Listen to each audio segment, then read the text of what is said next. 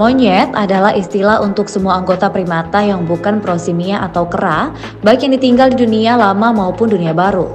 Hingga saat ini dikenal 264 jenis monyet yang hidup di dunia. Baru-baru ini beredar video kocak seekor monyet memakai baju di atas pohon. Seperti video yang dibagikan oleh akun Instagram Indo Flashlight pada Senin 27 Juni. Terlihat seekor monyet sedang di dahan sebuah pohon. Namun ada yang kocak dari video itu. Dikarenakan monyet tersebut sedang akan memakai baju dikarenakan suasana di hutan tersebut sedang hujan. Tampak monyet itu kesulitan mengenakan baju berwarna biru itu. Belum diketahui dari mana monyet itu mendapatkan baju tersebut. Setelah video tayang, ramai menuai komentar dari warganet. Terima kasih sudah nonton. Jangan lupa like, subscribe, dan share ya.